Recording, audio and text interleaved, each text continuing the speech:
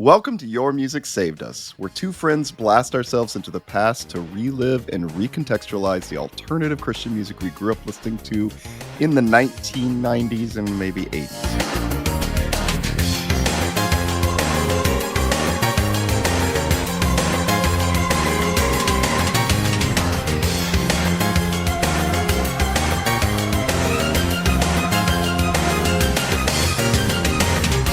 My name is Jay, and I'll be your host this week. And joining me are two folks on this wonderful episode. I've got Clifton. Clifton, how you doing? It's early for us. Very early, but it's good. And our special guest, Donavon. Donavon, how are you? I'm good, fellas. Thank you for agreeing to meet me at this crazy tower. Donavon, give us some background, man. Tell us a little bit about you. You are on the Excommunication Station, a wonderful podcast, but I don't know, give us a little more background. Yeah, so I grew up mainly Lutheran, was born into it, baptized that first, and I grew up in a pretty strict, like standard 50s kind of household where we had to like meet our dad at the door and things like that. Oh, wow. And I didn't realize how crazy it was in my house though until I was way into adulthood, literally like 5 years ago when when I started doing the podcast was basically when I was like, oh, that's not normal. So, yeah, I just grew up in a pretty crazy religious household. My dad had a lot of mental health issues and ended up doing a lot of crazy things. And, when he was going through these bouts, he would like go back and forth with religion, but it was never like mildly. It was always extreme. And like I literally remember times where he would completely abandon it and watching Mallrats with him. And then the next week we're listening to James Dobson on the couch for like the whole weekend, like doing like notes together and him explaining things to me. So it was very weird in my house. My dad was also a DJ. So I grew up with like a lot of music and, I helped out with a lot of stuff like the VFW hall and shit like that. So I grew up with a lot of older music, but mainly I listened to like pop and rap. And I think I explained that to you guys when I was a kid. I mostly listened to that stuff, but it was also a lot of secular stuff, which was also another weird thing. So mainly I grew up with secular music. I didn't really listen to Christian music till I was like 6, and by myself till I was like 8 or 9. Huh. So yeah, that's why my life's a little weird with that kind of stuff. I've realized a lot of people didn't have that with our community. Well, speaking of music, let me ask you or Clifton, whoever wants to do it, what are we listening to today? Oh, we are listening to Carman, the big guy himself, the head honcho of the CCM world, the sex symbol. A selection curated by Donavon. Yes. Yeah, I appreciate you guys letting me pick him this way. I didn't want to listen to a fucking album. I mean, come on. Yeah, I'll be honest. Like, these 4 songs was hard enough. That was rough. Yeah. No, it's funny because we literally just did our like 8-part series on them or 7-part series like months ago, and I was like, oh, I'll be fine to just pick a couple songs, but god damn, I'm still fatigued on this guy. I still do his voice sometimes at home, and it's like I get PTSD from it. So, well, a couple quick questions that we always ask, and I'm curious to hear from you two. Was this played in youth group? For me it was, and then that's another weird thing is my dad was the DJ at youth group lock-ins and stuff. Oh, wow. Oh. Yeah, so yeah, it was always ingrained in my life. I didn't hear Carman until junior high. Like my first youth camp was the first time I heard Carman. Because my parents listened to like, back at that point, they listened to like just pop radio, like Michael Jackson. And my dad was like, a huge fan of like classic rock. I grew up listening to like Led Zeppelin and Boston and stuff like that. So awesome. Yeah, I pretty sure I heard this at youth group. I also feel like, and my memory may be wrong, but I think I discovered my mom had a Carman tape, and I think it was Revival in the Land. And we're going to talk about this in a minute, but I'm pretty sure like we're going to discuss the leadoff track on here, but I think I one time heard that when I was maybe like 10 or 11, was like, oh, mom's rocking, like this is yeah, okay, and thought it was really cool. So yeah, I also feel like that is like the peak age to appreciate Carmen is about like 11. Yeah, for sure. So yes, absolutely. And then when you're 11, and then you discover the like Carmen Yo kids at that age, then you start to realize maybe he's not that cool. right. I also like, why did he bother with a kids album? Because isn't all his music like no, right? It's definitely aimed at grandmothers. It's Right. definitely Yes. aimed at grandmothers. Oh yeah, he was trying. Yeah, he was definitely trying to get some ladies with those songs, man. Okay. One other thing that we normally ask: are we getting preached at? That really? Yeah, the answer is yes. Like exclusively though, like it's not. There's no life in this. It's just Yeah. like it's just Pentecostal talking points. Now, to be fair, and Donovan Yeah. knows more than we do, we're just listening to like a selection of a few songs, and Clifton and I have covered Witch's Invitation on another episode. But like, Yeah. Maybe there are a few songs out there where you're not being preached at. I'm not sure, but yeah, it definitely seems No. like that's all this is. That's all he basically does. Every song he does is basically, you're a piece of shit and you need Jesus. Okay. Oh man.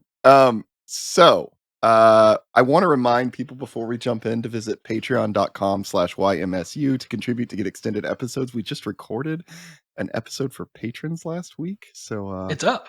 yeah, so like, look, we're trying to do this stuff. Hell yeah, man.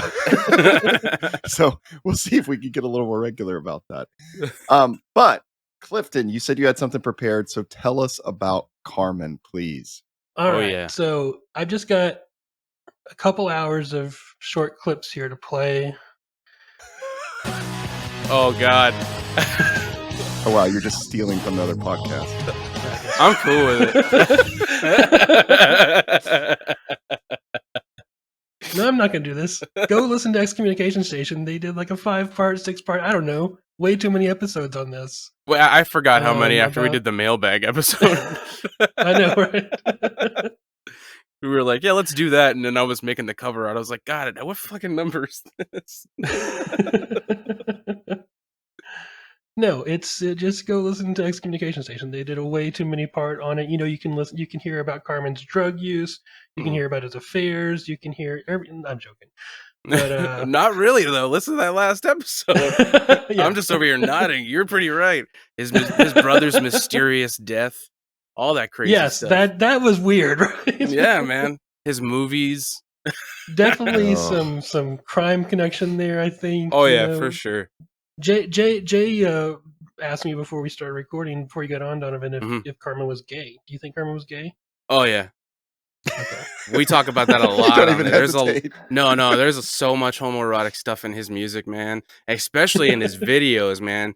Oh, A lot of dudes in like really tight clothing are basically none, and they're just like, that's the devil, and you're like, why is that the devil, Carmen? Exactly. You can tell a lot from what people decide is like the main sin that they're going to talk about, kind of stuff, right? Yeah. Oh yeah. True. Doing our podcast has taught me very much. Like I've started to see people projecting way more clearly than I've ever have in my life. Do we need all right, do we need any background? I'm going to guess there might be somebody listening to this episode out there that knows nothing about Carman. I know that seems almost impossible, but Well, he started out as like a little like country dude that played his guitar and made like little funny like folksy like funny country kind of songs, but he had like his really like thick New York, New Jersey accent. He always talked like this. So he's playing his guitar, but he talks like this, and he's trying to make people like fall in love with Jesus.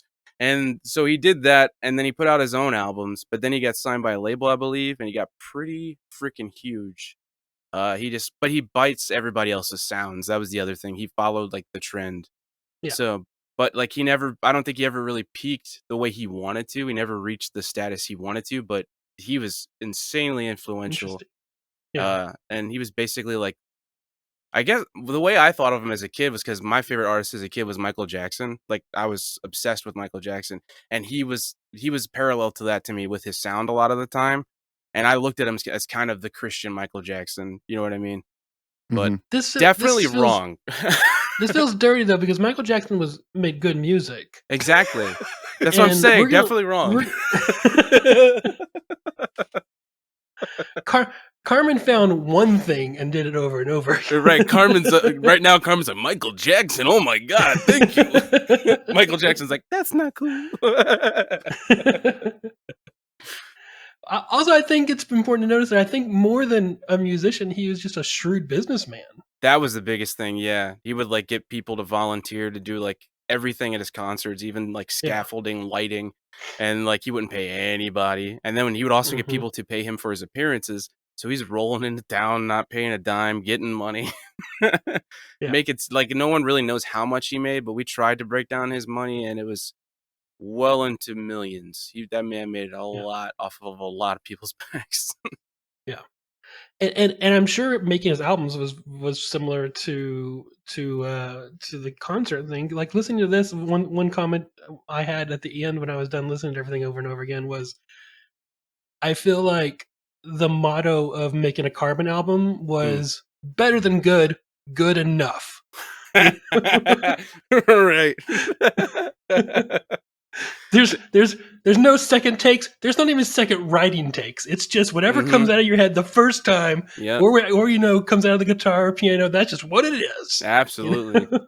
I think I made the joke on ours where I said the way he wrote his albums was basically he grabbed a top 40 and like was looking at it and was just basically circled the ones he thought was the coolest sounding. Yeah.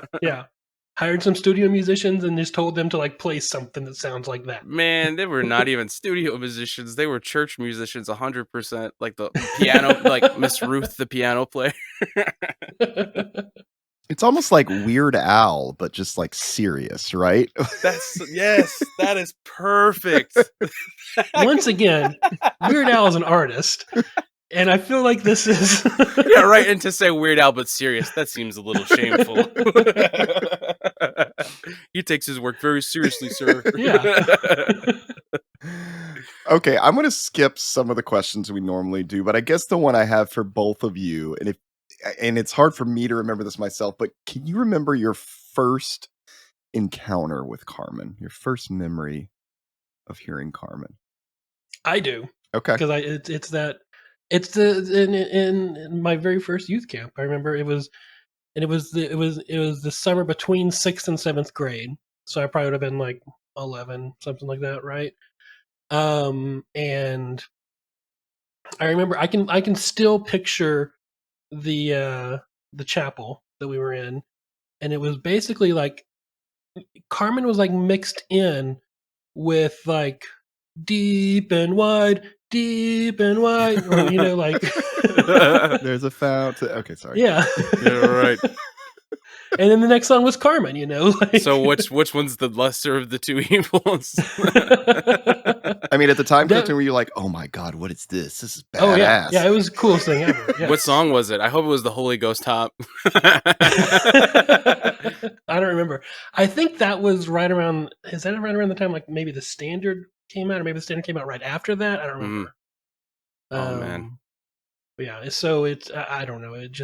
But I remember Carman being mixed in there, and it was definitely that time when he was trying to do like more of the youth type stuff, Yeah. Not and because Jay, you're right, that wasn't all his stuff aimed towards kids, and that happened later. But I think in the '80s he was more aimed towards grandmas. Yeah. Fair. When that's around the time of America again and stuff, right? Where he just like kind of went balls to the wall, Christian nationalist. And it was very Christian nationalist. I remember that. Yeah. Yes. When a lot of flag waving. Yeah. Man, when we fucking Chaz just straight out read the lyrics to that song, and I was just silenced. I was like, fucking dude. I was like, what is happening? I remember as a kid just listening to that and vibing and being like, this is truth. And now I'm listening to it. I'm like, this is racist. Oh man, it was a great eye opener. With me, I remember the first time I listened to Carman, really, where he was put on my radar. my father was like huge into internet when it first started like getting big and stuff, and he was like obsessed with tbn.com, and they had like a media page where like they had so much free shit for videos, and a bunch of Carmen's concerts and music videos were on there. And one day when I got home from school, my dad had like this one of the first adapters to take like a fucking monitor cable for the computer and run it to an RCA TV. So it Oh was like yeah, really you can go pixelated. from you could go from like S video. Yeah. Yeah. So he had that up there, and I'm like, oh, he's like, you're gonna love this. You're gonna love this, and he played it, and I'm pretty sure it was Satan Bite the Dust. And it blew my mind. I'm like, what is happening? It was fun because of the demons and stuff. Right. And then like I remember the devil looked like Alan Jackson. I was so freaking stoked. I loved it. And then it was just a rabbit hole from there. My dad started downloading the concerts and stuff, and I was obsessed. You know what's weird? Did Donovan, did Carmen ever come to your like area? No, that's the other thing. I didn't start listening to it. Okay, so I was about 9 or 10. So that was like 2000, 2001. Okay. So this is when he was like kind of done, like still like Yeah. making appearances and stuff, but he was done making albums and kind of was like in the background a little bit. Yeah. Okay. So it would have been funny and amazing if he just started showing up at malls. It's like, you guys remember me? I think it was like 92 or probably 92 for me. But I don't remember he never came to like our area, which is weird because he went everywhere. Right. Yeah. He was popping up constantly. Like So- random churches, arenas, all that stuff. Mhm. One of my first memories was like seeing him in concert. I'm Oh, pretty wow. sure in my town, and inviting my like one non-Christian friend, Oh, in no. 6th grade to it, and somehow thinking it's really cool, and this will convince this kid that Right. I'm gonna you save know, this to kid's become soul a Christian, right? And I don't remember really the outcome of that. with Carmen. Yeah, I also remember like, and I don't know what came first, but like, again, I think it was my mom, strangely, but listening to that Witch's Invitation song Yeah. and being like, oh my God. And this was probably like late 80s, early 90s. There's still that like satanic panic kind of stuff Yeah. going on. And I'd read like, Frank Peretti books, This Present Darkness, and like all, just like Oh, man. demons around every corner type thing. Right. And so Mhm. that really like, it's like, oh wow, Tapped what into is that. it? Really Yeah. captivated by that. It's a little taboo almost. Where you're like, Exactly. maybe I should Like, be listening Yes. to this. this is okay. Yeah. Can you But imagine then- if you're a kid and your friend invites you to a Carmen concert? You'd be like, "Fuck that guy! I'm never hanging out with him again." You just kept asking me if I was Oh. A2J all goddamn day. I don't thought even that know was what the that coolest, means. by the way. Oh my God. I A2J. thought that was like peak cool. Again, I'm like 11. But yeah. It's their anyway. version of fucking Too Legit to Quit. Basically, Exactly. right? Yeah. Yeah. If you're listening to this, like, what are they talking about? It means addicted to Jesus, everyone. Yeah. We're Yeah. kicking it for Christ. Yeah. It's an album. See. Boom. Yeah, there you go. Before we jump into the music, I did just read one thing this morning, and I think you guys might have covered it on your podcast on it, but I thought this was like a perfect description. This is from Wikipedia, but it's Relevant Magazine, and it says Carmen's musical style has been described by Relevant Magazine as operatic, story-driven songs that often centered around cosmic battles between God and Satan, similar to Frank Peretti by way of Meatloaf, which I thought was like, oh God, that's pretty perfect. On our podcast, whenever we have a guest, I always ask them if they like Meatloaf, because that's one of my favorites. Like, I love Meatloaf, so that's beautiful. Yeah. Oh, that is so perfect. I was gonna say, yeah, if you're gonna try to introduce your friend to Carmen and bring them over to Christianity, it's got to be one of the story songs for sure. Yep. Because those are always packed with emotion. Oh my gosh. Anything else we need to say before we jump into the songs, guys? I'm sure we can say it afterwards. We won't. We'll have nothing to say after all this. All right. So we're gonna jump in. I think we're gonna try to tackle this chronologically. Okay. But all of you listeners, you're spared. We're only doing 4 songs, so could be worse. Yeah, you could and be this doing 5 to 6 episodes. Oh, yeah, Breaking exactly. If down you each want goddamn Yeah, I track. should say, if you really want the in-depth version of this, just go to Excommunication Station. They've got all the Carmen you could ever want, plus some. So Or just go listen to Spirit-Filled Pizza, and you'll know everything you need to know about this guy. Well, I was sitting in the kitchen with my cousin Frank when I thought of something really nice. Down around the corner at Uncle Angelo's, they sell a pizza for half a price. Well, old Cheech wanted pizza even more than me, so I gave him $1 and then 4 hours later, and would you believe that Gugoots never came back again? Well, I was starting to worry. I sent my cousin for pizza and he got lost in church. What happened, Jesus? It's ridiculous. So we're gonna start with these songs are off the album The Champion, which I think came out in 1985, and this is probably like his third or fourth album at this point, something like that, right? That people know of. Yeah, but How old was he at this point? Good question. Oh, he was born in 56, so he's Really? almost 30 at this point, right? He was the same year as my parents. Yeah, there he you was go. 30 in this? Almost, yeah. His 29. hair and those shoulder pads made him look much older. Yeah. He actually kind of looks, I don't know if you guys have ever watched Yu Yu Hakusho, but his style is very close to that. It's an anime.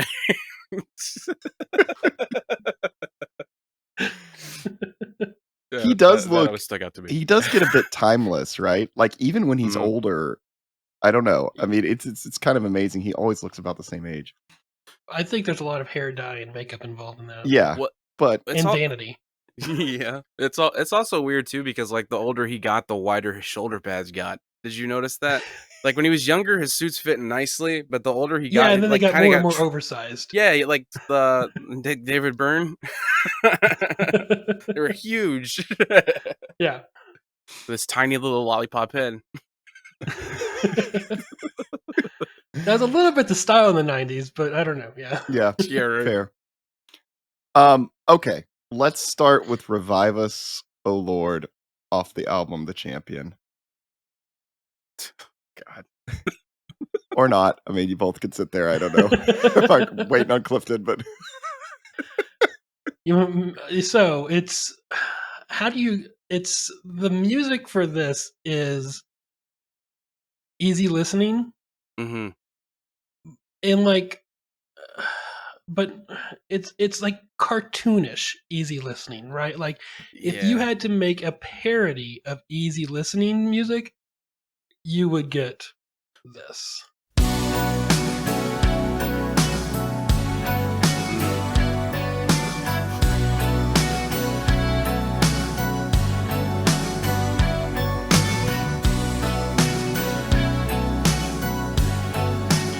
Such Just- long intros. Yeah. now this might be the only point that I defend Carman in the whole episode, but I actually did not hate the first part through the verse. But this song really shifts at the chorus to almost a different sound, and I was like, Absolutely. what the hell? Yeah. And so I was not. I mean, I didn't like absolutely hate it during the verse, but then when the chorus doesn't came sound- on, I well- was like, what? Yeah. For me, it felt like it didn't feel like church music until At first. the chorus. That yeah, Yeah. thank you. That Yeah. it shifts into like complete church music. You're like, you were doing Uh-huh. fine, buddy. Why didn't you change? Full choir and everything.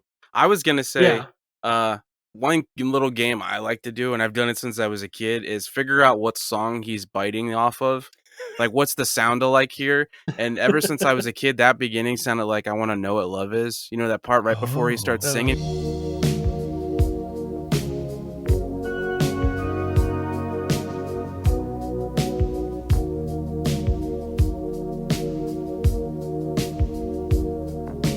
I've gotta take a little time. It's gonna take a little time. Like right before that, like ding, ding, ding. It always reminded me of that. So that's a fun little thing. If anyone else listens to Carman, like, what song is he copying? You're right. Yeah.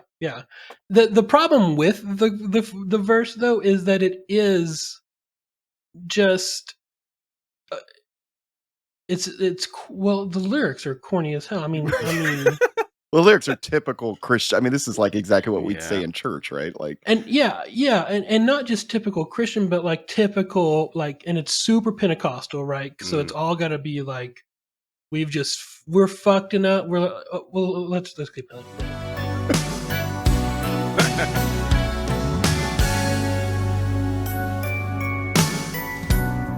We've turned from your ways, Lord, your fruit we've Gonna take a little time. to bear. We lack the power we once knew in our Whoever's doing the guitar and piano there, though, is like, Killing it. yeah, like they're better than Carman deserves. Oh yeah, You know? absolutely. well, and again, I'm listening to this, and he's singing more than I'm used to with Carman, and so Right. I'm kind of like, Yeah. where's this gonna go? Okay, like I'm like the lyrics are terrible, but I'm like curious what the chorus is gonna be, and then I'm just so disappointed. I was gonna, fast forward to the chorus here. point Go out ahead. too, like you were saying, Cliff, with the whole thing about just you're gross, you're a bad person. We've all messed up, we've lost our way. But that's the other thing is they always talk like we've had it once before, but we lost it and we got to get it back. Yeah, Like Mm. even individually, but it's like I don't remember ever having it. I've been trying to get it from the start. Yeah, such a good point. And the first line is, "We've turned from your ways." Yeah. Right. And over and over again, I think throughout this song, it really hits me as kind of the we. The we sounds like a very chosen people, Israel kind of bullshit, you know? Mhm. Which honestly, I think is just the entire Old Testament, or at least the whole Judges part, which is the vast majority of the words written in the Old Testament, is just Israel fucking up and needing to be reminded that they're supposed to be God's people, right? Mhm. And I think it's just lazy story writing, because it's like, oh, remember that it's easy to live without God because he's not there, kind of thing, you know? Oh, right, shit, we keep doing this, you know? Yeah. How many times can you say the same thing? I remember basically when I got a little older, I was like, this is why I can't listen to Christian music. It's always the same thing, every song. Yeah. And there's nothing personal to it, right? I Mm-mm. mean, we've turned from your ways, Lord, your fruit we've ceased to bear. Okay. That part Which is grossed me obviously out. which is a reference to probably Paul. I think he had something about, or no, maybe that's just straight up Jesus cursing the olive tree, since it wasn't bearing fruit anymore, right? Mm. We lack the power we once knew in our prayers. That gentle voice from heaven we cease to hear and know. The fact that he is risen no longer stirs our souls. Yeah, I don't like the collective thing is really bogus. It's like, why? If that's how you feel, man, why you got to pull me into that? Right, because this isn't meant to be a personal expression, a personal Mhm. artistic expression. This is supposed to be, I mean, literally, it's just straight up manipulation, like emotional manipulation of, aren't we all fucked up? You agree with me that we're fucked up, right? Yeah. Like, it's easy, to get people to agree with that, especially people who are already in church and, have a tendency to believe they're fucked up, It's basically saying like American society lacks Jesus, so we're all screwed. So that's the other thing, is that it does feel very, as the song goes on, it doesn't feel like he's saying we the church. It's like we the society, we the Americans. Yeah. And that becomes like crystal clear in later, well, yeah. even songs we'll get to on this, but later Carman stuff, like he doesn't leave any ambiguity there anymore. It's like he's talking about USA. Mhm. But I did think it was interesting, Clifton, and I didn't really catch it when I was listening, but you're right about the we, because we've heard this same type of song before a million times with I, right? Right. People using I on that and making it personal. But you're right, with Right. Carman, there's not really a lot of personal stuff. It's more representing the people, the country, whatever. And now that I think about it too, I don't think he does a lot of personal songs to himself. I mean, he's got other songs where he talks about like you need to do this, you need to work on that. But I don't think he has a lot of songs where he's like my experience with God and stuff. I never really thought about that. Like, do you think Carman's gonna admit to like having strayed from God? I mean, that's just his pride is not ever gonna allow that, from my experience. That was a thing with him too. It got to a point where it became like, does he still believe all this and he follows this, or is he like realized that it's just a business for him now? Right. Yeah. Let's listen to this. Let's listen to this amazing chorus.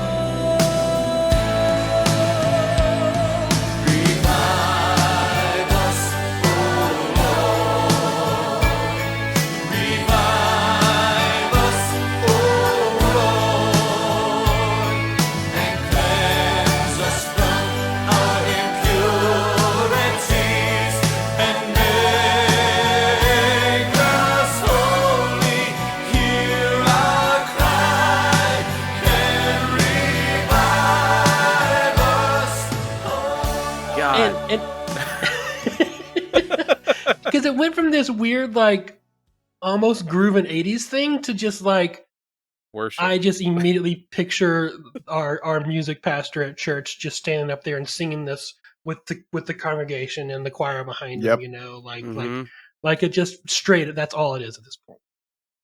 That's a good summary of Carman in general. Like, you're like, hey, this is an okay song, and then it's just like you're gonna burn forever, and you're like, wait, what?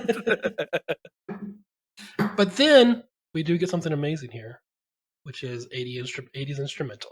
Oh yeah. I think Carman just enjoyed grooving to this stuff. Maybe. Oh yeah. This is the stuff he made out with grandmas too. I honestly hate how much I used to like just feel that chorus though. Like when I was little, I had full on like Jesus cat moments to that song. You know what I mean? Like just fully believing it and like I need to be saved and just like almost to tears, man. Goosebumps as a kid being so into that song. And now when I listen to it, I can't help but like groove to it. But I feel like that's my brain being like, hey man, let's just vibe. Or else you're going to remember all the bad stuff. All right. I guess we should continue through. Really, it doesn't change much. Like we're 2 minutes into a 4-minute song, and that's the entire song. Really. Yeah, we don't need to listen to anymore. I'm cool with it. All right, moving on. All right, so we're going to go to the champion off the champion. And I think the little bit I read about Carman, I think this is kind of what catapulted him to the next level of like Christian stardom was this album, but especially this song. And probably this is where he realized like, oh, if I do shit like this, like more people will listen. And so this is how we get all the following, like Witch's Invitation, Satan Bite the Dust, so many of these story songs that come after this. Yeah, and by doing this, Jay means 8 minutes and 39 fucking seconds. I know. I was like, oh my God, how long is this? And like, you know, I normally, and I can see Clifton did it too. I normally try to like copy and paste the lyrics into my notes just because it's easier. Right? And I was like, oh my God, like it took so much effort just to get that in there. Like, yeah, it's a lot. Because Go ahead. I was gonna say the only place that I could find the lyrics is on Genius, and they have like ads like every other verse, and like you have to like okay, stop copying and skip the ad, and like it just took forever. I thankfully just listened to it on Spotify, and they have the lyrics as you can listen. Oh yeah. And I just took bullet point notes to each part I wanted to say something about, because his song.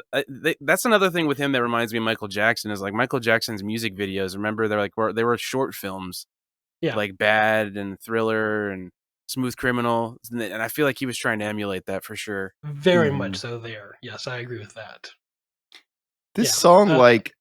To me, this song is a little bit of like a mishmash of like Rocky and then those like bad claymation type 80s horror movies with like satanic panic Christianity kind of looping through it. It's just like this really weird because you get the demonic voices and like, there's a lot in this. This was my father's favorite Carmen song, and I listened to this so fucking much with him.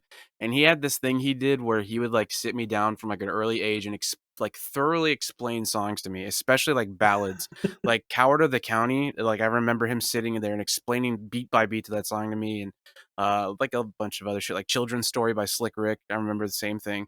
The Carmen's was the biggest one he did that with, and I remember him sitting me down and basically acting out this whole song all the time, and me just being enamored, thinking he was the coolest dude at the time, dude. And like it led to him showing me all of the Rockies. Like he went out and made my mom rent them from Blockbuster, and we watched all of them in a day. So like that's one of the biggest good memories I have with my dad. So thank you, Carmen. But yeah, he fucking loved this song, man. Like shadow boxing and shit in the living room. Oh my god, dude, it was nuts. The demons, the voices you were talking about, he would scare the shit out of me. He'd be like, yeah, I'm like, ah. What's weird is there's not a video for this song, right? Well, he makes like a actual movie about it later, right? It's completely different. The movie is literally just like Rocky. It's like his. I had to watch it. It wasn't good. It's there's so many weird like stereotypes in it, you know, and it's basically his gym's getting shut down because he can't afford it, and he has to do this fight to win the money, and it's stupid. It's not good. So it's basically like the '80s like youth center that's getting shut down, but for Rocky. Yeah, it's really bad. There's one point after he finds out that he's gonna lose the gym. He's on top of a skyscraper at sunset, and he's wearing this suit with like his shirt buttoned down. And his mom comes up to him, and she's like, "I know you're going to lose the gym. I got this loan." And it's like $2,000. And he looks at her. He's like, "This isn't gonna do anything, Mama." And you're like, okay, a lot of things. Why is he on a roof? Why is he talking to his mom like that? It's a weird movie, dude. I feel like so everything Carmen does is derivative and cheesy because making art requires honesty, right? And Carmen was not capable of honesty with himself, more than anything, probably, right? Yeah, right. He definitely lied about the size of his shoulders. But I mean, like, you have to look at yourself when you're making art, you know, like you have to you have to examine yourself. You have to examine the world around you. And Carmen wasn't about to examine anything. He was just in this for the attention and for the business, I think. But see, I don't know if he would even. Well, some of that he'd probably argue with, but I don't know if he'd completely argue with you about that, because I think he would say like, this is the stuff that's popular right now, and this is like a medium for the message, and I just need to reach people. And so if my goal is reaching people, I want it to be the most, you know, like whatever they're listening to in the current moment. So if this is what reaches them, that's what I'm doing. And the tragic thing there is that he's probably right, but in the end, no one appreciates Carmen. Like, Carmen didn't make anything worth remembering. You know, we're listening to this because of the negative effect it had on us as kids, right? Like, that we didn't realize at the time. You know, we're doing this because of the harm of Carmen, not because he touched our souls. Yeah. Well, to go towards the message thing, I think he used to say in interviews all the time, basically, like, if I wanted to be famous, if I wanted to do this for money, I could be the next action star. I could be the next big singer, but I'm doing this and I'm not making the money I could be making because I need to spread this message. Now, it's obvious that he said that because he wasn't those things. Right. And he's like, I could be. Okay, Michael Scott. Right. So, but he definitely he had that mindset, or he liked to believe he did. Yeah, I mean, I think at least at this point in his career, he's definitely a true believer. Like, I don't think any of this is like put on and for the money. Maybe at some point it is, but he seems very genuine. And that's not what I'm saying. Sure. I'm saying that he's incapable of making art. Like, agreed. Yeah. Absolutely. Because he is about production. Yeah. He is, however, I have to give him credit. Every time that I talk about him, I have to at least make sure that it's mentioned. He is a decent guitar player. Oh, he is? Yes, he played all his first albums. He plays the guitar himself, and he does a lot of like really bluesy like walkthroughs, like walkdowns and stuff. It's like it's pretty decent. I was surprised. Like, So these epic guitar tones are his? I don't know, but I wouldn't be surprised. But like the early stuff where it's like acoustic and stuff, that's all him. Okay. And it's like because Chaz was like, "Hey, learn a couple of his songs and we could play them on the podcast." I was like, "Okay," and I looked at him. I was expecting him to just be like standard like 4-chord bullshit, and I was like, "Oh, okay, there's some complexity here. I'm surprised." And then I watched him play it live when he was young, and it's surprising. Okay, interesting. So the opening of this song, Jay, does this sound like Witch's Invitation? Yes, in my memory it does. Well, you listen to it every day though, so you would know. Oh yeah. I mean, it has the same sound. It has the same instruments. Whatever, I think that it's like.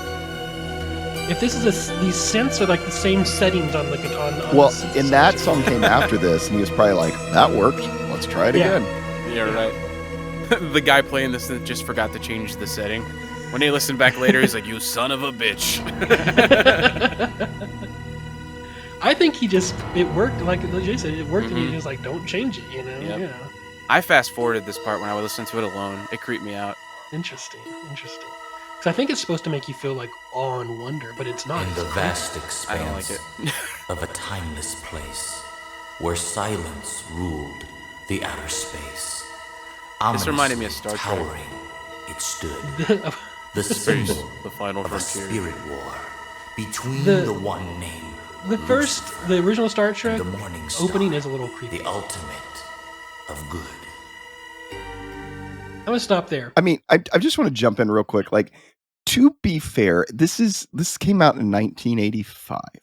Music videos, again, we don't even think he made a music video for this originally, because in the Christian world, like, they were few and far between at this point. They were not easy to see even when they were made. I don't think any other artist, I'm putting air quotes, did stuff like this. Like, at the time hearing this, you're probably like, what? Like, this was just so different, Yeah.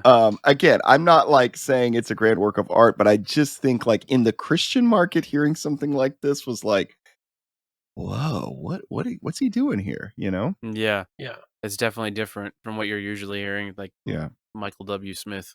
Exactly. But This is 85, and Thriller was released in 83. I think this is pulling hard. Oh yeah. Thriller. Of course, but Yeah. still, I mean, it made it Christian. yeah. Yep. And that's the point. Yep. Absolutely. So one thing I want to point out here is that the lyrics are that this is going to be a symbol of a spirit war between the one named Lucifer and the morning star, the ultimate good.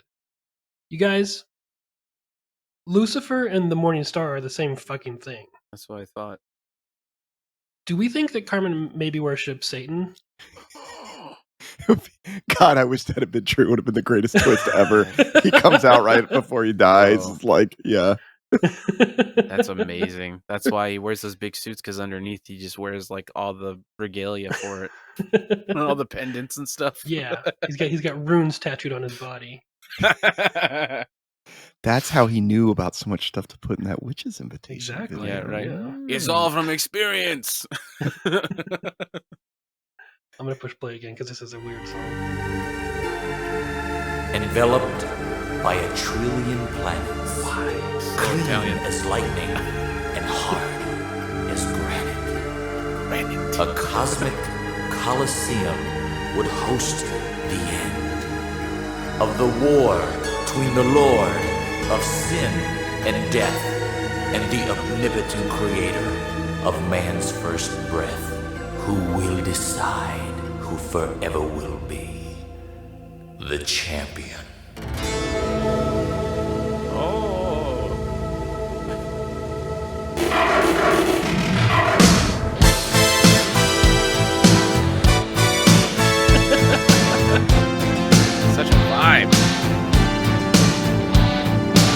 mean, I hate it. Okay, look, I'm not gonna lie to you guys. I have goosebumps. Wow, that's amazing. but it is somewhere between like Thriller and whatever I can't remember the theme song of Rocky is. You know? Yeah, Gonna Fly. Yeah. I wrote that in my thing because there's a part later on too in the breakdown of the song where like Jesus is getting the absolute shit kicked out of him, and then he gets up and it's like plays like this, and it's like literally just it's Rocky. He does that quite a bit too, just straight up stealing shit. Yeah, right. And he's like, "What are you gonna do, Stallone? I got Jesus on my side." So, like, I just want to say lyrically, this song, and we'll talk more about it in a minute, I'm sure, but it's kind of about, you can probably guess, is about like Jesus defeating Satan, boxing match, all that stuff.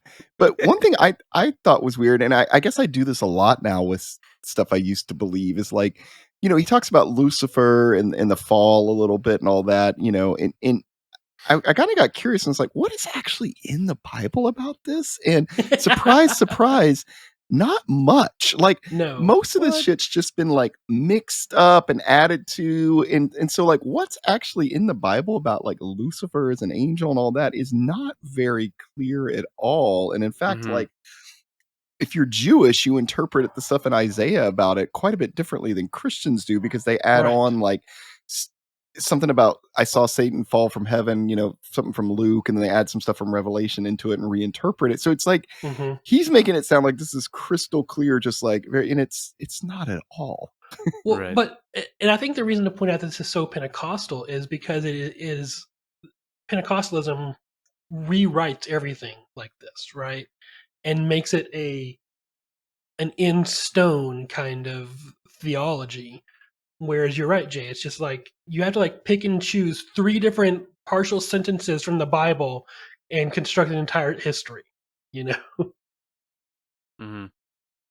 Yeah, he does that a lot in his songs, where he just kind of changes things to fit his agenda. We had to break down a few things where it just didn't make sense with what we were taught in church, but he kind of does it to a degree where you wouldn't even really notice it if you weren't paying attention.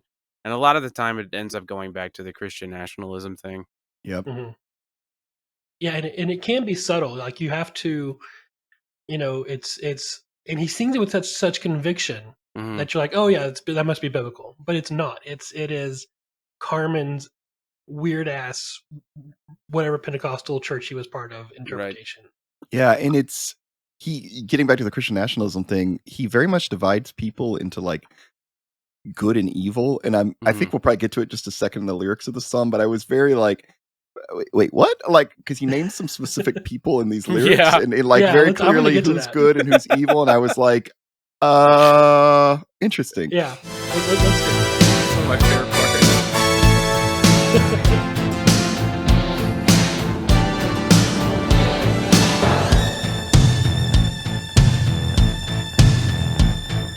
The audience for the fight of the ages was assembled and in place. The angels came in splendor from a star. The saints that had gone before were there, Jeremiah, Enoch, Job. They were singing the song of Zion on David's harp. The demons arrived, offensive and vile, cursing and blaspheming God, followed by their trophies, dead and gone. Hitler, Napoleon, Pharaoh, Capone, tormented and vexed and grieved, waiting for their judgment from the throne.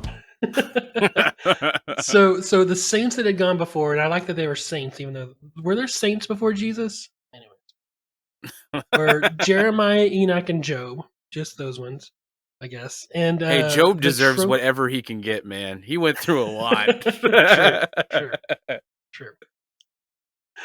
Enoch I understand, but then like Jeremiah is just a weird choice. Isn't Jeremiah just like the guy who came back from Babylon to rebuild the walls around Jerusalem? I thought he was a bullfrog. I'll see myself out. Listen, my Old Testament memory is not that great, but honestly, based upon the next line we're probably going to talk about the bad ones. Yeah. I think it's probably just Jeremiah. He needed those syllables and it fit. Like, because Maybe he so. seems Yeah. pretty lazy on who he lumps together on this. Yeah, Because this one's the bad guys are even better. Hitler, okay, I understand Hitler, right? Napoleon. I mean, Napoleon was responsible for a lot of deaths, but he was just kind of the last in a long line of European conquerors. Right. Like, why single him out versus... there's Yeah. a lot of other examples he could be using. Yeah. The next one is Pharaoh. You guys remember that guy named Pharaoh? Yeah, I'm like, that one guy? isn't that just Yeah. like One saying guy? president? Yes. You know, King. That one guy, King. Yeah, right. I assume he means the Pharaoh of the Exodus story. Yeah. But, you know, he's That's what I assumed. and then the last one is maybe the weirdest of all of these, which is Capone. Al Capone, I assume we're talking about. Yeah, right. That's just Is 100%. this around the time when Geraldo Rivera was opening up Al Capone's vault or whatever? I gotta look this up. Just trying to be topical. Well, I mean, he is Italian American Clifton Carman, so maybe he's just going back to his roots. Mm-hmm. That's Actually, all it that's is. right after this. Geraldo Rivera thing was in 1986. I don't even know what you're talking about, Clifton, with that. I mean, I know who Al Capone is, and I know who Rivaldo. I can't even say his name, but I know who they are. But like, it was a stupid I remember. Yeah, it was a stupid it's like a attention grabbing special, thing. And Geraldo Rivera opened up Al Capone's vault. There was nothing in it, by the way, from what I remember. But it was really anticlimactic. Yeah, it was like a barrel of something in there. That was it. I think that Jay hit it on the head. I think that's him just being like, "Remember, I'm Italian." Maybe so. But like, even in American history, there's bigger villains than this. Oh yeah, right. I mean, it's such a weird choice on who to. But I think one thing it does though is it's a very clear like dividing line, like right and wrong, and that's the only way to kind of do this, like Christian nationalism, this kind of thing is like we're right, they're wrong, and Carman has no room for gray area in anything. It's always just very clear cut. Yeah, there's no I disagree with that person. It is they are evil or they're not evil. Yeah. Yeah. It also kind of reads like somebody who is like taught only like Abeka book stuff. Like they don't know a lot about real history. They're just like, here's some bad guys.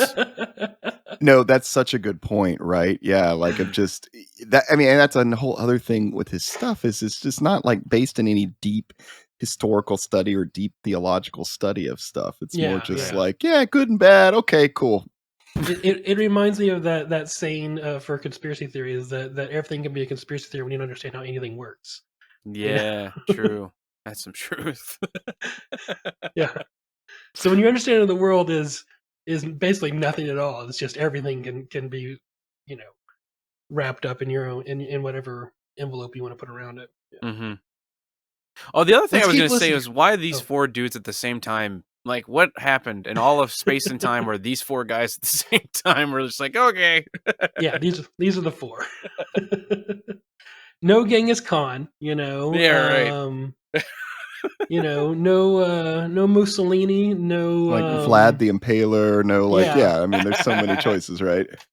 Lenin, Lenin's responsible for more deaths than probably any of these people. Mm-hmm. Al Capone in the end. Stalin probably more than Lenin, but okay, maybe so. Yeah. Okay. But Stalin more like through inaction, and Lenin more through action, I think. But okay.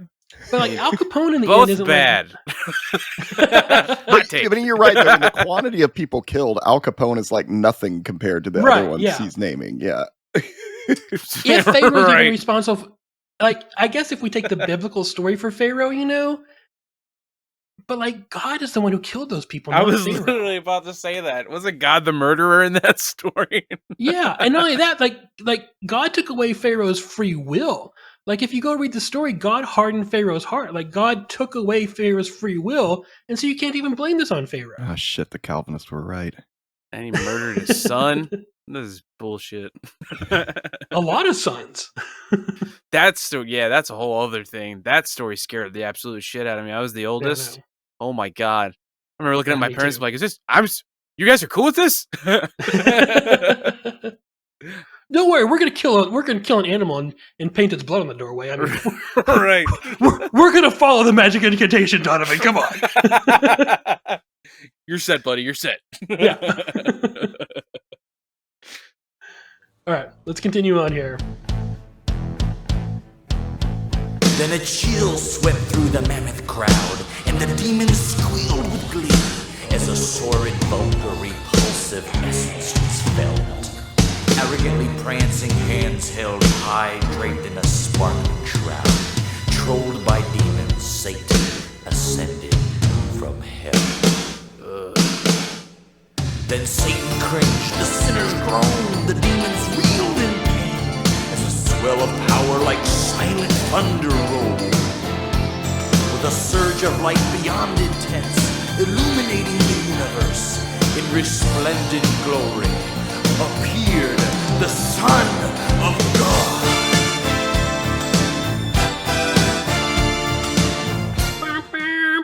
Okay. He does it Goosebumps. again like- here, just like in Witch's Invitation.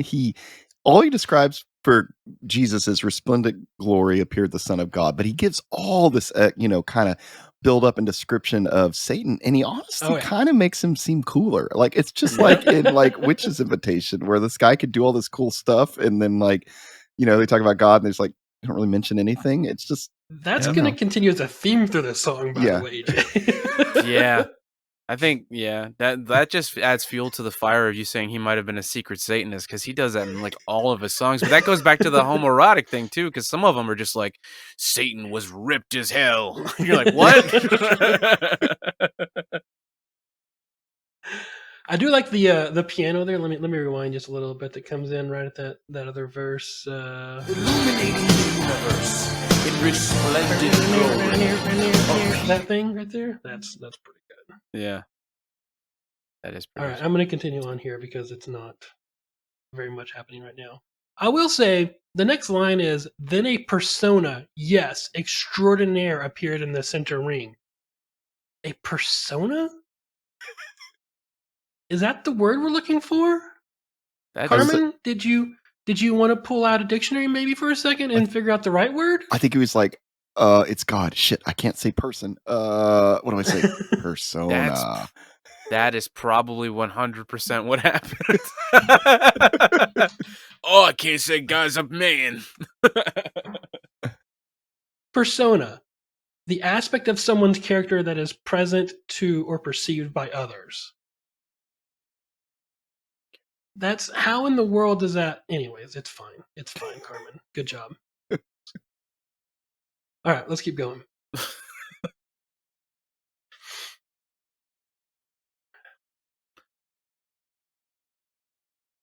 This always, I don't know if you guys have ever seen The Guts. That sounds like the theme song to Guts from Nickelodeon.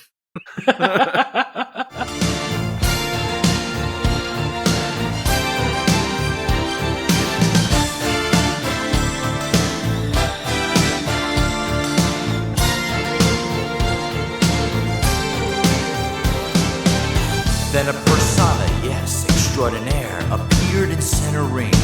God the Father will oversee the doom. Opening the book of life, each grandstand hushed in awe, as majestically he said, now here's the rules. He'll be wounded for their transgressions, bruised for iniquities. When he said by his stripes they're healed, the devil shook. He screamed, sickness is my specialty.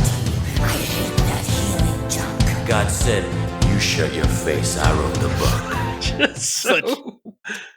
Such a badass. I think that Carman thought that Clint Eastwood Oh yeah, was God. that's spot on for sure. Peak masculinity. Yeah. I hate how go ahead. I was going to ask you, remind us, did Carman have boxing in his past? No, not that I remember. Okay, Not good. at all. Because there's going to be a real misunderstanding of the rules of boxing coming up here pretty soon. Chaz got into this as well. Yeah. All right, let's keep going. Then the father looked at his only son and said, "You know the rules. Your Awesome. blood will cleanse their sin and calm their fears." Cool, Dad. He pointed his finger at Satan and said, "And I know you know the rules. You've been twisting them to deceive my people for years." Satan cried, I'll kill you, Christ. You will never win this fight. the demons wheezed. That's right. There ain't Satan jeered, Is Carman doing these voices? I think so. I think so. It sounds like I'm just pitched up. That's right. It's fucking crazy. I like just on the voices real quick. I remember, this always happens, right? One of my friend's older brothers told us that he knew somebody that had actually seen a demon, and it was so scary. And so, and like, I don't remember if he said they sounded like this, but I just imagined it sounded like this. And again, like all the 80s movies that you're watching at the time. And again, Frank Peretti, Satanic Panic, like this was just so like all part of that. And like when you thought of demons at that time, this is exactly what you thought. Yeah. Of. It wasn't interpretation, it was reality. Yes. Right. Yeah, absolutely. All right, here's one of my favorite ones. Satan jeered, You're dead, me, Jesus. I'm gonna bust you up tonight. I'm gonna bust you up tonight. "Go ahead, Yeah, that's definitely not. make my day." Go ahead and make my day once again. Some Clint Eastwood Jesus here. Yeah, my dad thought that was so fucking cool. Like, my dad used to scare the shit out of me doing the demonic parts of this. I'm not kidding. He's not a good dude. Go listen to our show. Right. Did he like just quote these things, or did he make No. up other things for them to say? No, he was quoting them, but he was acting it out, like mouthing it, and he was like physically acting it out too, like in front of me, Oh. like as a little kid, like, and I'm like, ah. So it's really weird, man. But then like jumping to the Son of God, and then all of a sudden like making me feel like, oh my God, so it's really emotionally weird. Because that shit, when that happened, when he did the Son of God thing, I remember just like losing my mind, dude. Stuff worked on me.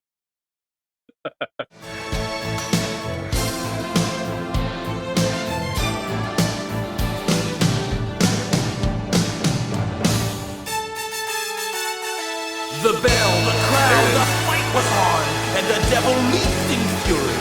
With all his evil tricks, he came undone. He threw his jabs of hate and lust, a stab of pride and envy, but the hands that knew no sin blocked every one. 40 days and nights they fought, and Satan couldn't touch him. Now the final blow, saved for the final round. Prophetically, Christ's hands came 40 down days and nights they fought, and Satan couldn't touch him. Isn't that how long Jesus spent out in the desert? Yep. Yeah. Okay. I want to know Which what. is jabs Yeah, I of mean, you lust just thought he was in facing. the desert, Clifton. Clearly, he's having an epic intergalactic battle. PPV. But what doesn't make any sense here is that Wait. have a- There's just one thing that doesn't make any sense. well, okay. Yeah, the one thing. about the 40 days thing, right? Because was Jesus fighting Satan out in the desert for 40 days? That's kind of what's implied a little bit. At Yeah. least being tempted, right? Am I wrong, or do Pentecostals also believe that Jesus' quote unquote ministry lasted 40 days, kind of like when he went to Jerusalem? Hmm. I can't remember. Okay. I never thought about that. All right, let's keep going. final blow, saved for the final round. Prophetically, Christ's hands. Wait, what does it mean to prophetically bring your hands down? Sorry. I think it means it's going to have a bigger like it's going to be even stronger, bigger impact than just the actual physical act of it. Sounds like a bunch of Christian Like if I'm mumbo jumbo. prophetically drinking this tea right now, it's like, it means some crazy shit's going to happen later with the, But like, prophetic is a word that has a meaning. Yeah, this but isn't it. Come on, Clifton. You're asking too much. Then you just call God a persona. Yeah, exactly. I know. Look, this is the only thing Carmen's doing here is putting words to things. He has a job. Satan struck in vengeance. The blow of death felled Jesus to the ground. The devils roared in victory, the saints shocked and perplexed, as wounds appeared upon his hands and feet. Then Satan kicked him in his side, and blood and water flowed, and they waited for the 10 count of defeat. You guys ready for this? This part blew my mind, dude. God the Father turned his head, his tears announcing Christ was dead. The 10 count would proclaim the battle's end. Then Satan trembled through his sweat in unexpected horror. Yet, as God started the count by saying, 10. Hey, wait a minute, God. 9. Stop, you're counting wrong. 8. His eyes are Is he counting wrong because he's going backwards? I don't know. Okay. I don't know. Yeah, I think so. I think it's supposed to go 1, 2, 3. Yeah. Okay. Yeah. Okay, guys. I'm stupid. His fingers are twitching. Where's this light coming down? He's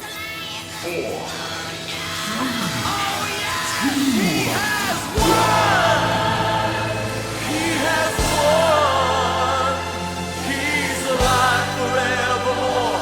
He is risen. He is Lord. He has won. He has won. He's alive forevermore. He is risen. He is Lord. All right.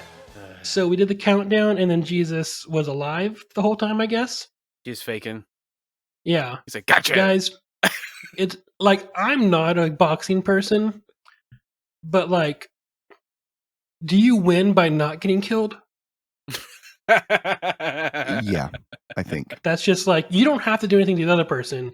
You just yourself have to not die, and that's how you win. Yeah, Man. in this match for sure. I'm gonna apply that logic to everything, especially when I lose Yeah. like video games and stuff. I'm alive. I won. Just like walk out the front door. I won!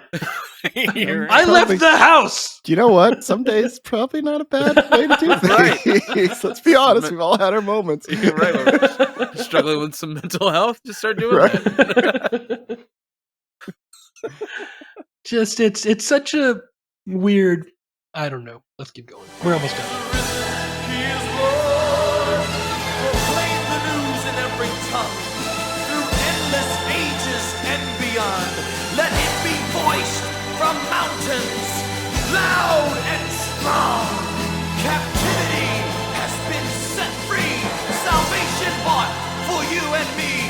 'Cause Satan is defeated, and Jesus is the champion.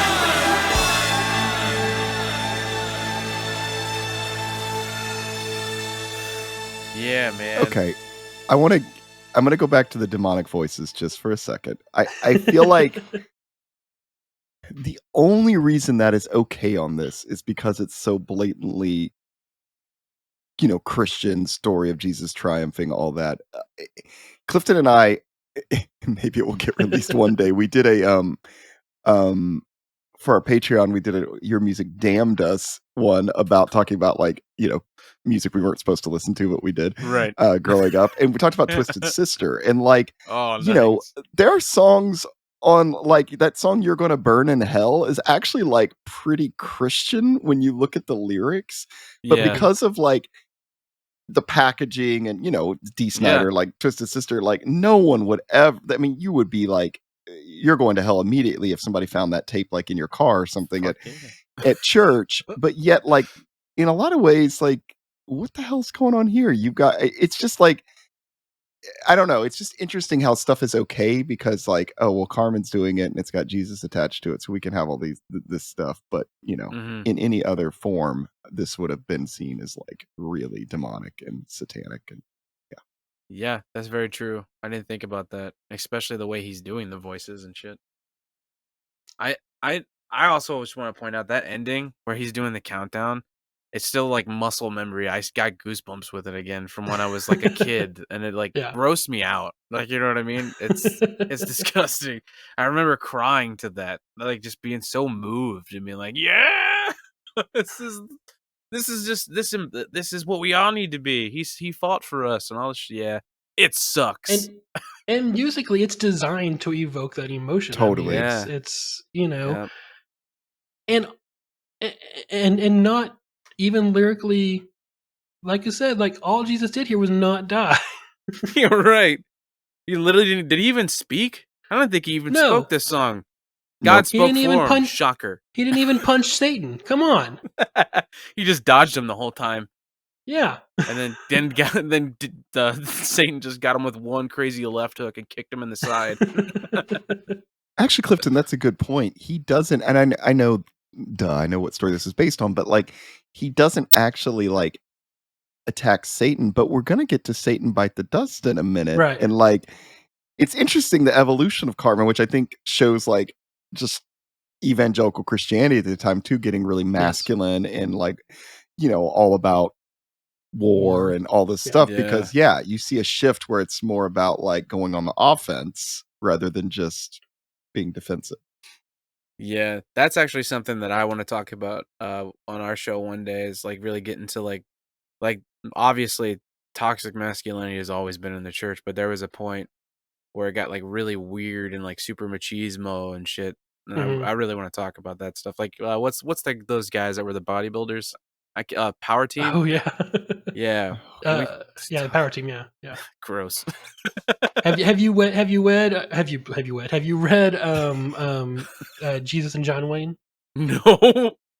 Yeah, recommend it. It's pretty sounds revealing great. of how all this stuff like and how we ended up with Trump and the church was like, like I mean, it's just- an actual academic exploration of toxic masculinity and Christianity. Oh my god, Yeah. perfect then. Yeah, definitely. I'm definitely gonna check that out. Thank you. can we like just for my sake, because I like it chronological, can we do God's Got an Army and then Satan bites Let's the do dust? it. I'm cool with And it.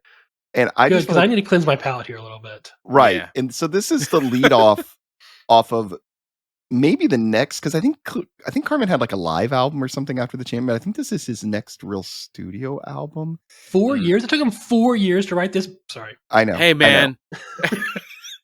Wow. And this is No, the please lead-off continue. I would track. really like to hear what you're gonna say. With the effort that Carman put into these albums, there's no reason that he shouldn't be releasing 2 every year. You're right. 2 original music albums every year. I think he was releasing like multiple compilations and no, that might have been DC Talk. They did that stuff DC too, Talk where did. they They were all did. releasing. Yeah, they were like 2 best ofs in the same year. Oh yeah, they did. I just want to say though, when Donavon messaged us and wanted to change the song from America Again to God's Got an Army, immediately this like I could hear the song. I realized that's how much I must have listened Really? to this as a Yeah. kid. I've never heard Because this. I was like, I'm going to be honest, I was singing it this morning as I was making breakfast, which is like really embarrassing. God's got an army. No, I was like, oh my God, I definitely have not listened to this in over 30 years and still remember Yeah, the man. first verse exactly. And I remember thinking like, I'm 10 or 11, like, this is so cool. Like, yeah. And what's like, okay, the music's funny and terrible. What's like disturbing though is like the message behind it, Yeah. right? And Oh, me yeah. getting all amped up about this, Yep. you're like, oh, no wonder we ended up where we did as a country now. Like, Yes. oh God. When we covered this song, this in America Again specifically were the ones where I was like, oh, we were being taught some really crazy things to believe and stand up for. Mhm. Like, Yeah. cool. This song was one of my favorites because like back to the sound alike thing. The intro to this reminds me of Black Cat by Janet Jackson, which is like one of my favorite songs. But Interesting. also very reminiscent of Cult of Personality by Living Color. So Interesting. it's like you listen to the intro. My note on the opening to this is that it sounds like modern day country music, which is an indictment of modern day country music. Wow. More than Interesting. Okay, I'm gonna have to. Okay. Oh shit, it does.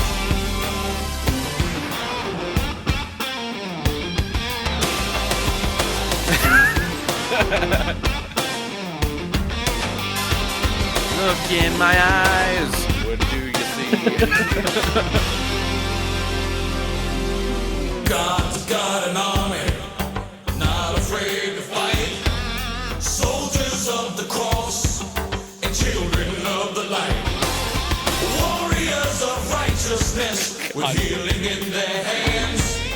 God's got an army marching through the land. Let me hear a war cry.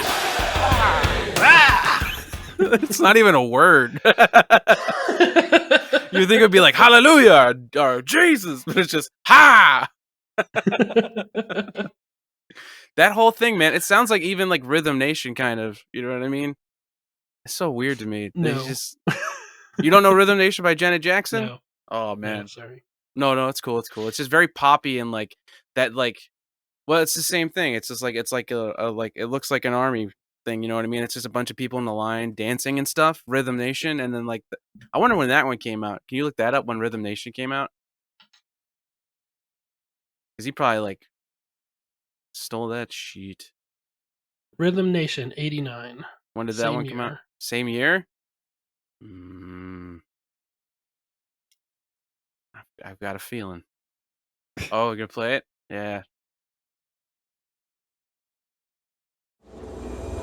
And if you watch the video, it's almost exactly the same. They're at a foundry. Boundaries, bound together through our beliefs. No, this is definitely what We Carman are wanted to be. like-minded individuals, sharing a common vision, pushing toward a world rid very of bored. color lines. But see, this song is about like everybody coming together through dance.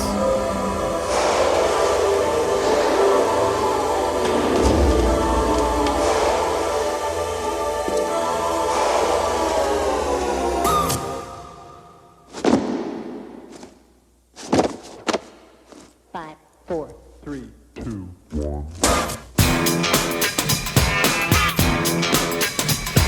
God, I love this song.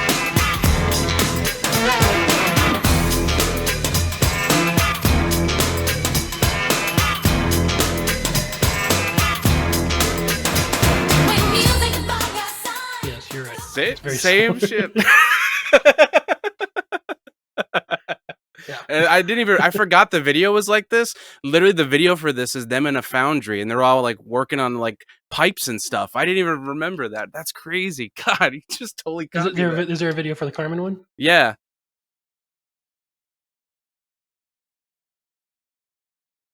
Oh wait, no, I'm thinking of a different one, I guess. He's Okay. got too many videos for a Christian artist. We've That's discussed true. that. All right. All right.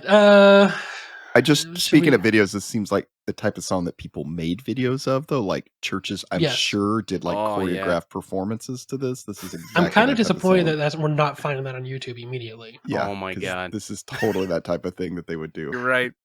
Did those like live performances where they mouthed it? All right. There's not much to this song. Let's listen to the first verse here. Let me hear a war cry.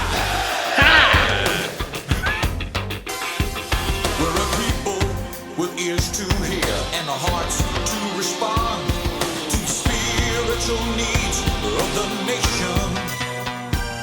We're a love that showcase of what He'll do when we are strong in Jesus to a whole generation. The world won't be the same tomorrow because we are here today. The kingdom of hell is gonna feel sorrow because our one cry is worship and praise. Oh, God's got an army. That is objectively bad. Like that's for Carman. For Carman, that's objectively bad. I was trying to give him the benefit of the doubt lyrically when I was first listening through this, and I was like, God's got an army, okay, like this is he's looking at this spiritually, blah, blah, blah. And then you get to the second verse where he says, we're a people with ears to hear and hearts to respond to the spiritual needs of the nation. And I was like, Yep. shit. Okay, it's clear. He's not meaning like church, it's No. the country. And then, you just played a part, our war cry is worship and praise. The problem is I feel like people would miss that part. They get really amped up. Yeah, blah, blah, blah. Like, oh, worship and praise. Like they just kind of, that's the part that gets forgotten. Like it's more like, that's no, their really, war. yeah, He's not saying that's their war actions. He's saying that's their war cry. That's a good point. Okay. So he's saying that when you worship and praise, you should be thinking about war. Okay. That's a great point. And it gets even more violent later in the lyrics. Yes. I'll touch on that, but yeah. Yeah. He also like does this thing where he like flattens the like meaning and the severity of shit, like the like war. Like, oh, Yes. we can go to war every day. We don't go to war every day when we praise Jesus. It's not the same thing. And it's almost like kind of like it feels like manipulation to a degree where it's like, hey, if shit gets real, you gotta be ready. You know what I mean? Yeah. You bring up such a good point because we would say that a lot, like spiritual warfare is around us. We go to war all the time, like all that stuff. And it gets in your brain, and you just, when you start seeing the world that way, then it's not much of a jump to start thinking like, oh, Democrats are demon rats. Yep. That's all bad. Like, I mean, Right. really, like then people just, it doesn't take much of a push for people to start really seeing like everything else but the church world is actual real evil, then something must be done about it. Yep. Yeah, let's listen to the second verse here. I really wish you would have chose a word for that. The apostles and prophets are speaking forth. The flames of revival, they are burning. Like old Joshua, we're marching out to possess. And there's no way our minds will be turning. There's joy in the battle, so we commence to change this nation's course. The kingdom of God suffering violence, and the violent taken by force. So those lyrics are, the apostles and prophets are speaking forth, flames of revival they're burning. Like old Joshua went marching out to possess. There's no way our minds will be turning. There's joy in the battle, so we commence to change this nation's course. The kingdom of God suffering violence, and the violent take it by force. He's very much painting a picture here of, well, first off, like old Joshua went marching out to possess, like, when Joshua went to fucking destroy everything in front of him and kill everybody as commanded by God, leave no one alive, no stone unturned, right? And then there's joy in the battle. Yeah. And then he very much paints a picture here of the kingdom of God is suffering violence, and the violent take it by force, so we need to respond to that. Which is followed up just a minute later by, this means war. It's really upsetting, right? Yeah. How much we were just jamming to this as kids and teens and being like, hell yeah, brother. And what's the violence here? Like think back to 89. Like, what violence was being perpetrated on the church? None. Satan. None. Satanic panic. The secret of Clifton. You had to watch out for it. It was I think that's the thing. It was like in the culture, right? Like the stuff you had to worry about was cultural. Yep. Right. Which is, but he's saying the violent take it by force. He's not saying, hey, it's cultural. He's saying this is war. Oh, I know. Yeah. It's weird. I'm thinking like there's a Petra album, This Means War, too, that I liked back in the day. Like it's interesting how much of this was just all over the place back then in Christian culture.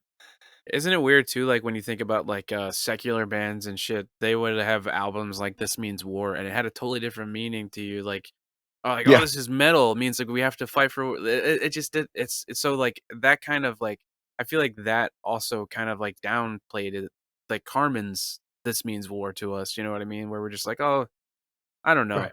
I feel like I'm justifying it to myself as why I was so No, okay with but this. you're not wrong. You're not wrong though, because in the secular environment, this means war means we have to fight for something, right? Yeah. Whereas this says like Joshua went out marching to possess. Okay, Joshua was commanded to leave no one alive and no stone unturned. Mm. Right? This isn't hey, we're going to fight for what's right. This is we're going to utterly destroy our enemies. Yeah. Yeah, it makes me think about, like, I don't know if you guys had this in your churches, but we always had, like, kids musicals and, like, little productions and stuff, and Yeah. it was always focused on stuff like Joshua or Old Testament stuff. It Mhm. was never like Jesus They and got the in, like Beatitudes and, pacifism and yeah, stuff that I because they think got indoctrination in that stuff young, or else you're going to realize how toxic it is. Yeah, it's just There's so many Sunday school songs about being in the Lord's army too. yeah. That like And you're right, yeah. Jay. None about the fucking Beatitudes. Right, Nothing like about how the meek will inherit the earth Mhm. or turn the other cheek.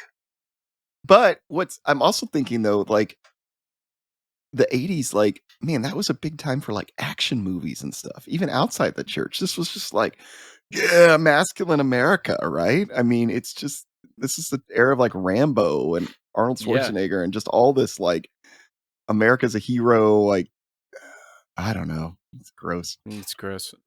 Yeah. You're right. But I want to once again so say that, Donovan, you're right in that in the secular world, when you're fighting for something, you're fighting for an outcome. Right. This isn't fighting for an outcome. This is fighting to demolish everything that is not what you believe in. Yeah. Everything And it the goes people. back to that black and white thinking you guys were talking about earlier. Like good and evil, Yeah. there's no in between. Right. You're either with us or against us. And I think the Christian church is like the biggest example of that. You're either with us or against us.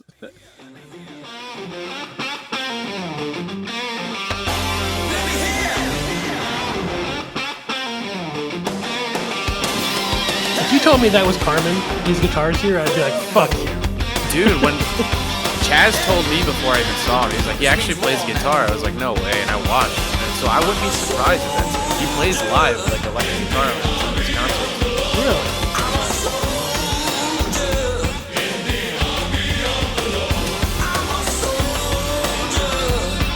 Christian Prince.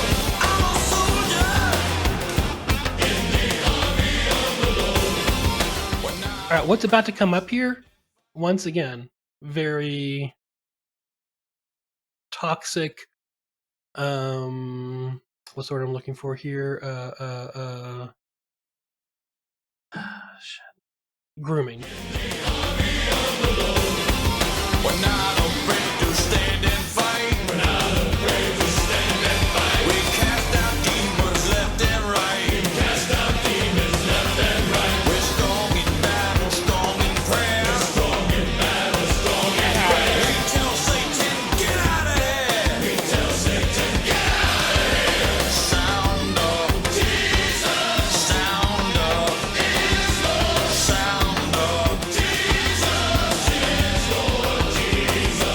Is Lord.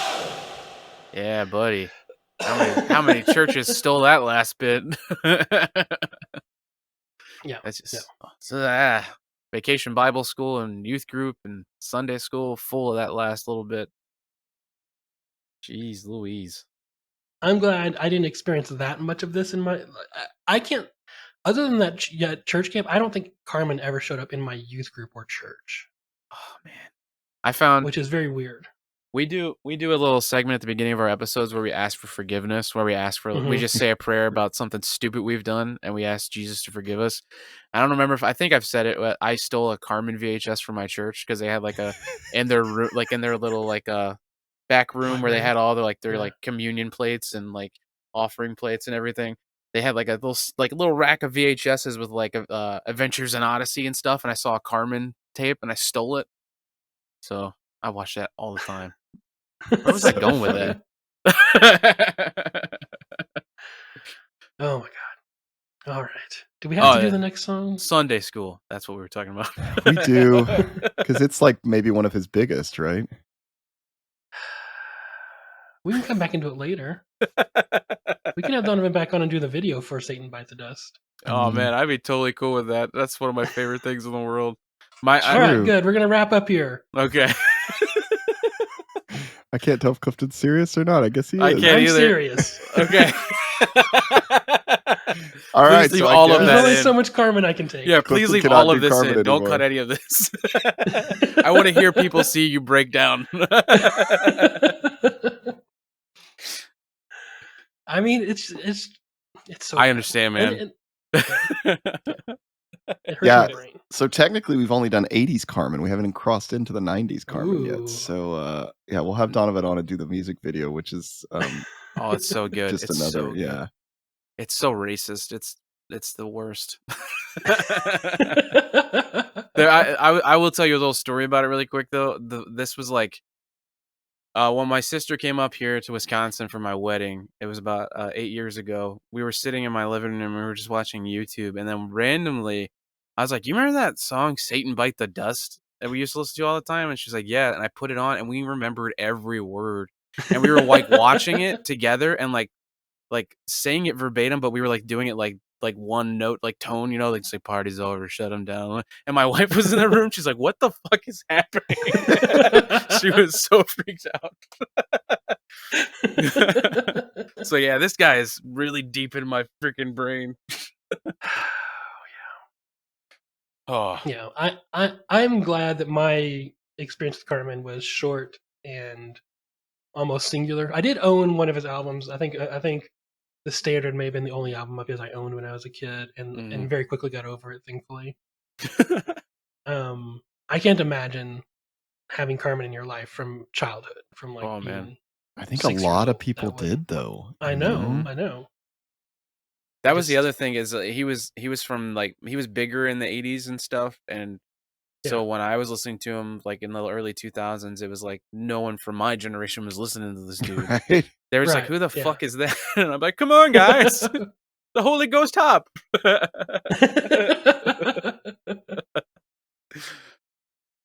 All right. Any final thoughts here? I was just gonna say, I think like one of the things with me, and I bet it was this way for a lot of people, was like, again, you know, I'm like 11, but Carmen seemed really cool, especially songs like we just heard.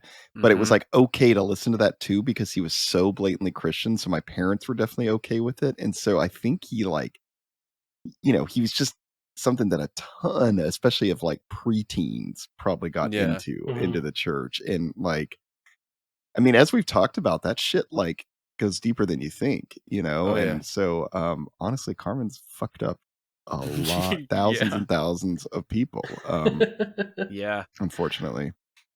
I do think there's a point at which Carmen started targeting preteens. Yeah. Was it the Carmen Yo Kids albums? I'm going to say I do find it interesting though that even before he started targeting preteens, his music was very preteen. Like it caught the imagination of preteens, Mhm. right? Like Yeah. there's some kind of arrested development to Carmen that Yeah. Yeah. you know that and once again because he's not an artist who's going to be honest, you know. Yeah. So you have a very limited emotional palette to work with. Right. Yeah. Yeah, and the top 40 thing, like emulating all that stuff, definitely helped with that too, with like getting the kids and stuff to listen more. And also to go with what you were saying, Jay, like with your parents, they were more cool to listen to that stuff with you because of what it was. Right. So you that was kind of like a thing that sometimes would become like a moment for you and your parents where you're like, we're listening to the same song and enjoying this together. So that was another thing that would come with that. But Yeah. I also want to say that I don't think that Carmen would appreciate you guys using the term targeting preteens.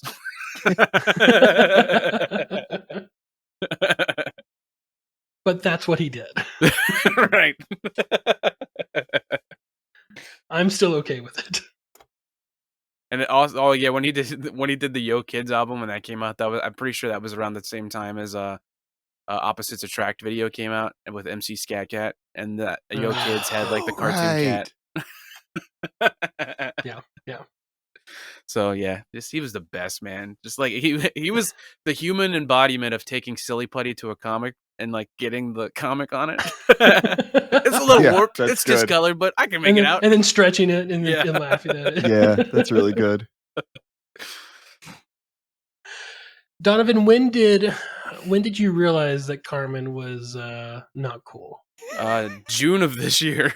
I held out hope, bro. I was like, hey man, he was just a corny Christian. You know, he just made some corny music. And then when we started doing our series, man, it messed with my brain for sure. Like I literally had to take some days to really process a lot of stuff because it was just the further into his music you go, that honestly, even the happier it sounds, the darker it gets, and the meaning behind some of his songs is pretty crazy. Like he has a song called 1955, I think, and he like references pretty much how life was way better back in those days and stuff, and it's very subtle, but it's very racist. You know, it's very weird. And he just has a lot of songs like that, and I never realized it. So, yeah, he's not a good dude. And if he was born in 56, that's like the year before he was born. Right. Yeah, man. He wasn't even alive. Yeah. Right. Yep. Yeah.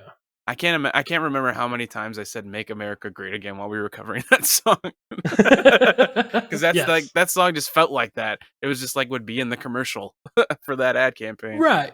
And like that concept is not new. I mean, like literally since like the Happy Days show, like we've had that concept of don't you wish we were in that simpler time when we didn't have to admit that we were horrible to black people and that they existed and that other people exist who aren't exactly like me and I didn't have to realize that the world exists outside of my face, you know. Anyways, yeah. Well, I didn't apply it to Happy Days, and now I'm feeling even sadder.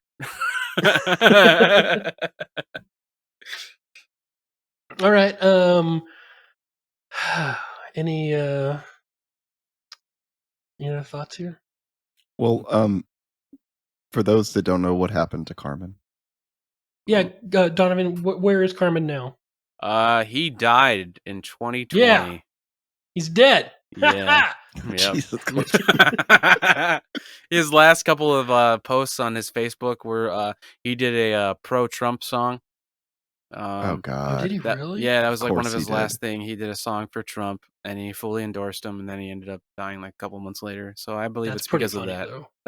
It's just karma.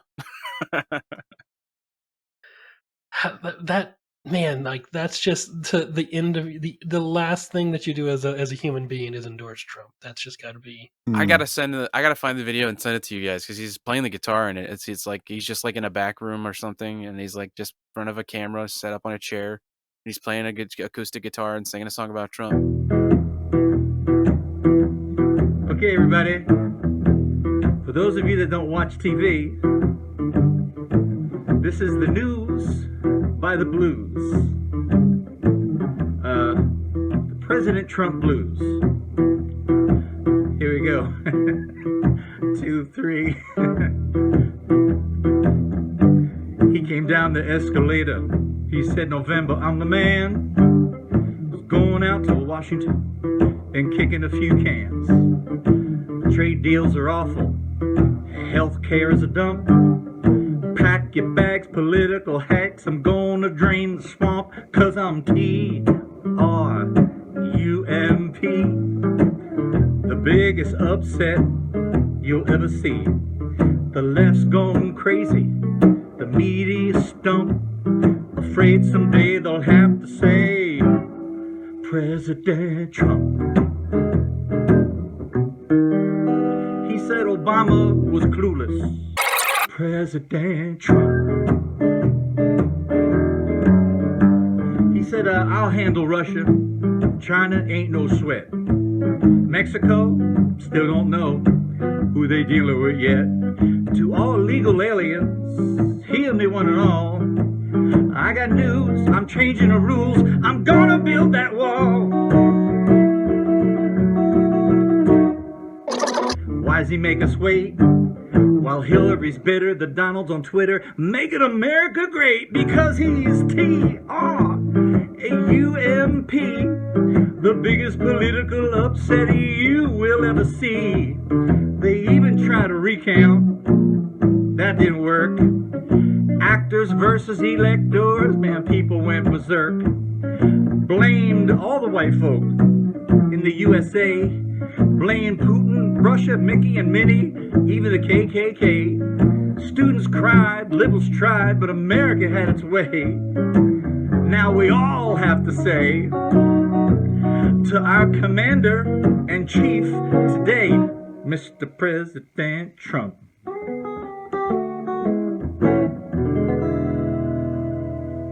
Let the games begin. It's like the only thing that ever came from his heart. Dude. Oh, ouch. Yeah, or maybe his first album has some stuff like that, maybe. Like, you know, Okay. Spirit-Filled Pizza and the soap opera song.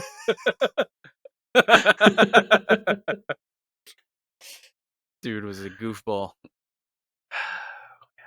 Okay.